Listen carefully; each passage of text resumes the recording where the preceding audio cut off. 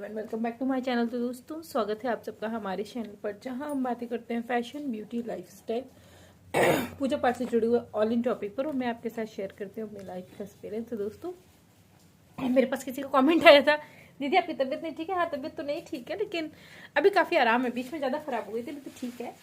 तो जो सबसे पहला कमेंट था, उसने एक कमेंट किया था मेरे पास कि दीदी हम लोग नवरात्रि के एक दिन पहले, मतलब जैसे कि आज कल नवरात्रि की प्रतिपदा तिथि है, तो आज शाम को ही क्या हम लोग माँ दुर्गा जी का आवाहन करके, कलश की स्थापना करके और कलश वगैरह भर के जौ बो के प्लेट वगैरह लगा सकते हैं, ताकि सुबह उठ के सीधा पूजा कर ले?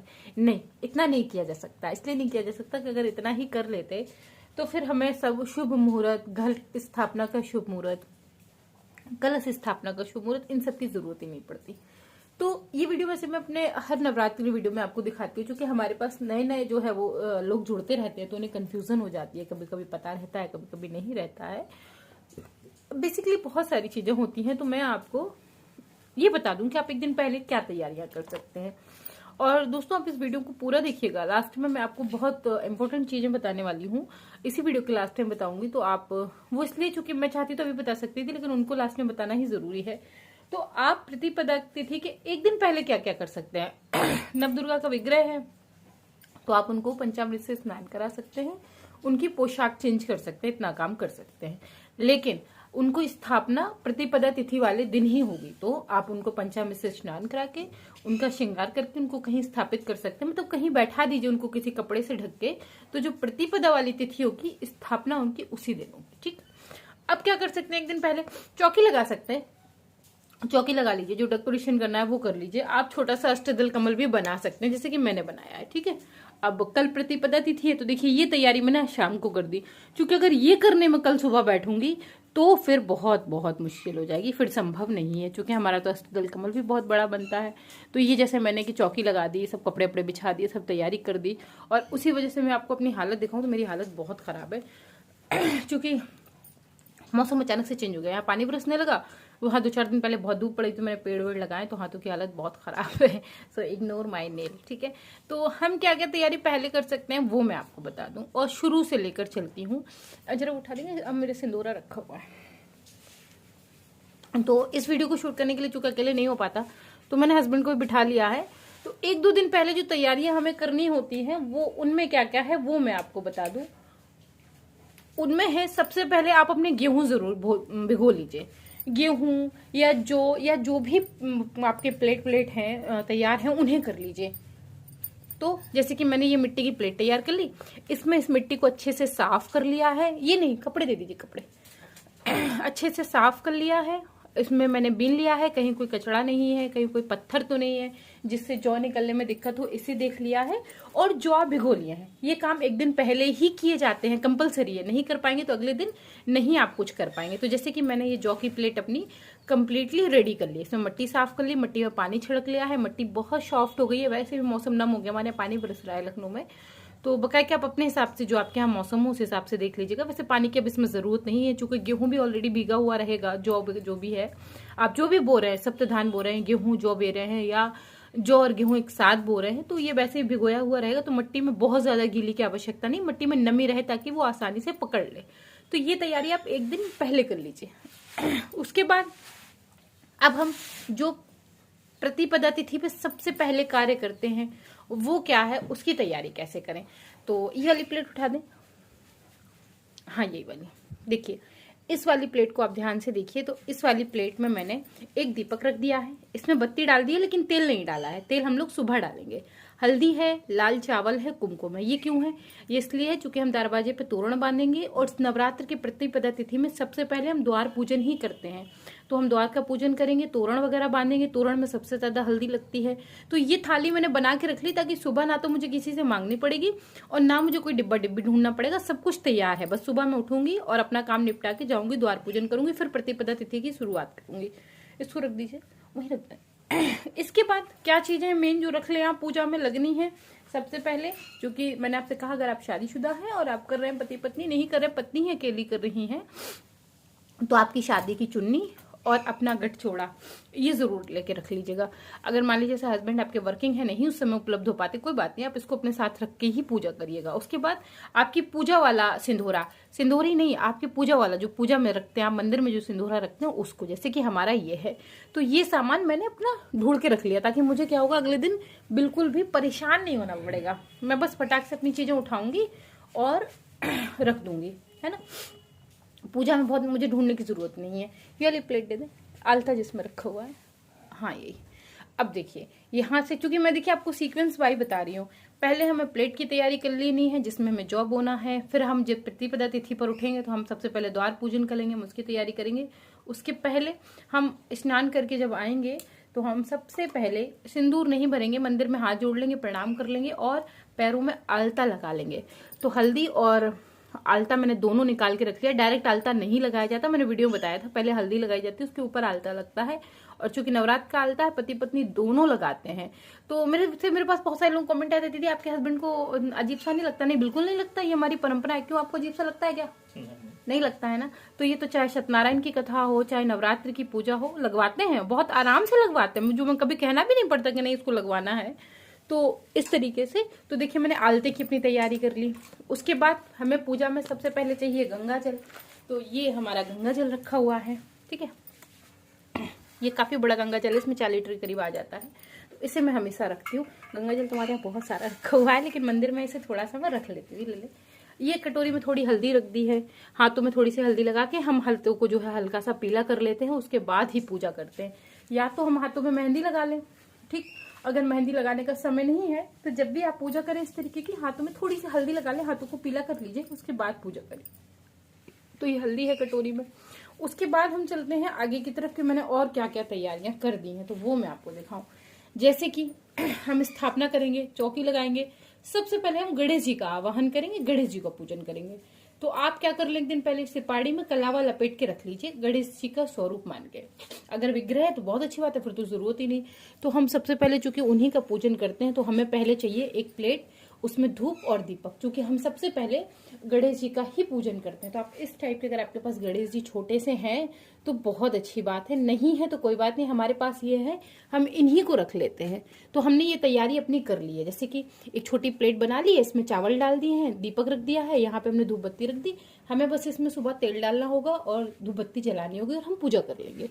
सर्वप्रथम गणेश जी का पूजन हो जाएगा तो हमारी सारी पूजा यहीं से जो है वो स्टार्ट हो जाएगी। तो ऐसे ऐसे हम अपनी तैयारियां सारी करते चले जाएंगे। इसके बाद अखंड ज्योत की बारी आती है, हम अखंड ज्योत की स्थापना करते हैं। तो अखंड ज्योत के लिए हमने जो हमारा केस था उसे हमने अच्छे से अपना जो है वो चमका लिया है, साफ कर लिया है। और देखिए उसके अंदर एक हमने छोटी सी तांबे की प्लेट भी रख दी है, क्योंकि डायरेक्ट दीपक तो ऐसे रखेंगे नहीं, तो इस प्लेट के अंदर दीपक रखेंगे। तो इसमें हमने छोटा सा थोड़ा सा चावल डाल दिया है और एक प्लेट रख दी, इसी के अंदर अपने अखंड ज्योत का दीपक रख देंगे। और ये घसीटनी सबको याद होगा, हमारे चैनल पर नहीं है तो जो शुरुआत के नवरात्र के वीडियो उसमें देखिएगा तो आपको अंदाजा लग जाएगा। ये बेसिक एक चिमटी है जो बाती साफ करने के काम आती है, जब उसमें वो बन जाता है ना, गुल बन जाता है, तो उसे साफ करने के काम आती। तो ये काम जरूर पहले कर लें। ये बहुत छोटी छोटी सी चीजें हैं, लेकिन ये दीपक जलाने के तुरंत बाद हमें जरूरत लगती है, और उस समय जब नहीं मिलती ना तो हड़बड़ाहट में चीजें गड़बड़ होती है। मतलब जो चीजें नहीं भी गड़बड़ होनी है ना, वो हड़बड़ाहट में गड़बड़ हो जाती है। तो अगर ये काम आप 1-2 दिन पहले कर लेंगे अपने, तो आपको हड़बड़ाहट का कोई सीन ही नहीं बनता, कोई सीन ही नहीं है। मैं आपको बता रही हूँ, मुझसे बहुत सारे लोग बोलते हैं दीदी आप इतने अच्छे से, उसका देखिए ना हैंडल निकला हुआ है, पूजा पाठ कैसे कर लेती हैं। ये चिमटी भी वही रख दें, उसमें फंसा दीजिए ना हैंडल में ताकि गुम ना हो। तो इसीलिए गुम नहीं होती क्योंकि मैं अपनी चीज़ों को बहुत ध्यान रखती हूँ और एक दिन पहले उसकी तैयारी कर लेती हूँ। जैसे कि एक तेल की बोतल, देखिए इसको मैंने अच्छे से साफ कर लिया, गर्म पानी डाल के इसको जितना मुझे चमकाना था मैंने सारी चमका ली है। अब इसमें तेल भर के रख लूंगी ताकि 9 दिन मुझे दिक्कत ना हो। उससे तेल फिल करने में दीपक में ना बहुत आसानी होती है। तो ऐसे ही छोड़ दीजिए, मत बंद करिए ना, ऐसी जरूरत तो खुले की पड़ेगी, ऐसे छोड़ दीजिए, परेशान मत होइए। तो ये बोतल मैंने इसको धो ली, साफ कर ली, तो देखिए ये काम निपट गया। उसके बाद फिर चलते हैं हम और किन चीजों की बहुत महत्वपूर्ण आवश्यकता हमें लगती है वो मैं आपको दिखाऊं। पूजा में सबसे पहले जो मेन चीजों की जरूरत पड़ती है वो है पूजा के ये कुछ विशेष बर्तन। जैसे कि इसमें है, आप देखें ये 2 है उरली, ठीक है, एक उरली ये है, एक उरली ये है। तो अगर हम इन दोनों उर्लियों को हटा देते हैं तो उसके बाद है ये कांसे की कटोरी और कलश। तो कलश की ज़रूरत हमें मेन लगती है, क्योंकि हम कलश की स्थापना ही कर रहे होते हैं। और ये तो मैं डेकोरेशन के पर्पज़ से उर्ली रख लेती हूँ, पूजा में मुझे बहुत अच्छा लगता है जलाना। और ये 2 हैं लंबे दिए, ठीक है, ये आप देख रहे हैं। इनमें मैंने बाती लगा दी, तेल नहीं डाला, तेल हम इसमें कल ही डालेंगे। ये हम धूप दिखाएंगे दुर्गा जी को, तो ये हमने रख दी है संब्राम्बी कप। और ये धूपदानी है। यहाँ पे जैसे मैंने आपको अखंड जोत का केश दिखाया, देखिए वैसे अखंड जोत, और उसकी बाती मैंने तैयार कर ली। ये काम मुझे सुबह नहीं करना, कोई भी हैट्रिक वाला काम सुबह नहीं, सब एक दिन पहले ही रेडी कर लिया है। उसके बाद ये 2 उर्ली रखी हुई है, एक लोटा ये रखा हुआ है जल का, एक ये रखा हुआ है, एक ये रखा हुआ है। इसमें देखिए चम्मच भी मैंने रख दी है, ताकि हम जो है आसानी से अपनी आचमनी वगैरह के लिए जो हमें चम्मच चाहिए, वैसे तो 2 लगती हैं, तो एक मैं कल सुबह ही उठा लूंगी मंदिर के अंदर से, एक मैंने अलग से ऐड कर दी है, ठीक है। उसके बाद माँ दुर्गा की आरती करने के लिए ये हमने दीपक पंचमुखी ले लिया है, इसमें हमने बत्ती लगा दी है। यहाँ पे देखिए धूप बत्ती लगा दी है। ये कंप्लीट हमने थाली तैयार कर दी। और भोग प्रसाद लगाने के लिए ये 3 छोटे छोटे हमने बर्तन ले लिए हैं, तो इनमें जो है भोग प्रसाद का कार्यक्रम जो है वो अपना जारी रहेगा, ठीक ना। तो इस तरीके से हमने ये पूजा के सारे बर्तन तैयार कर दिए हैं। तो ये हो गया हमारा एक काम, जो मेन काम था, ये बहुत ज़रूरी काम इसे कह लीजिए। तो ये हमने जो है वो तैयार कर दिया है, तो अब हमें जो है वो दिक्कत नहीं होगी। कोई है अपने गेट पर।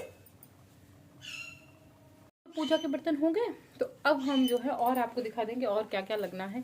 तो मेन जो छोटी छोटी चीज़ें हैं जो रह जाती हैं, उसमें मैं आपको बता दूं, जैसे कि ये पूजन की बहुत बड़ी जो है जिम्मेदारी होती है। जो लोग पंडित जी से करवाते हैं उनके लिए भी ज़रूरी है, जो खुद करते हैं उनके लिए भी ज़रूरी। पंडित जी से करवाते हैं तो क्यों ज़रूरी है? क्योंकि पंडित जी आते हैं तो उन्हें हाथ के हाथ सामान चाहिए, वो आपका सामान का वेट नहीं करते, क्योंकि उनको बहुत सारी जगह जाना होता है। और आप खुद कर रहे हैं, तैयारी करके रखेंगे तो आपका समय बच जाएगा। तो जैसे कि मैंने ये काला तिल, ठीक है, लोग मुझसे अक्सर पूछते हैं, मैंने अभी भी बताया, उसके बाद ही लोग पूछ रहे हैं। काला तिल नवग्रहों को लगता है, भगवान शिव को लगता है। सफ़ेद तिल हम श्री हरि विष्णु जी को भी चढ़ाते हैं, लड्डू गोपाल को भी चढ़ा सकते हैं।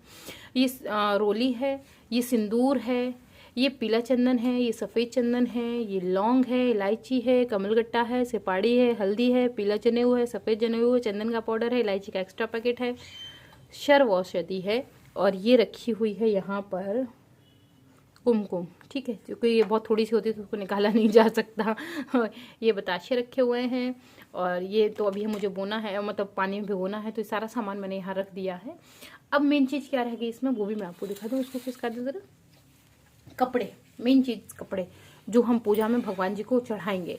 तो इसमें आप देखें कि 1 2 3 तो चुन्नी रखी हुई हैं, और उसके साथ ही साथ ये कपड़े रखे हुए हैं, पीले लाल सफ़ेद ये रखे हुए हैं। कलश के लिए नारियल। अब इसमें भी बहुत सारी चीज़ें नहीं हैं, तो मैं बेसिकली आपको वो चीज़ें बता रही हूँ जिनकी तैयारी हम 1-2 दिन पहले कर सकते हैं। जैसे अभी इसमें मिठाई नहीं है, फल नहीं है, फूल नहीं है, पान के पत्ते नहीं, आम के पत्ते नहीं, तो इनको 1 दिन पहले रखने का कोई मतलब नहीं। हाँ, ये है कि शाम को आप ला सकते हैं। ये नारियल है, 1 नारियल हम कलश पर रखेंगे और 1 नारियल हम उसी दिन स्थापना के साथ फोड़ते हैं, ठीक है।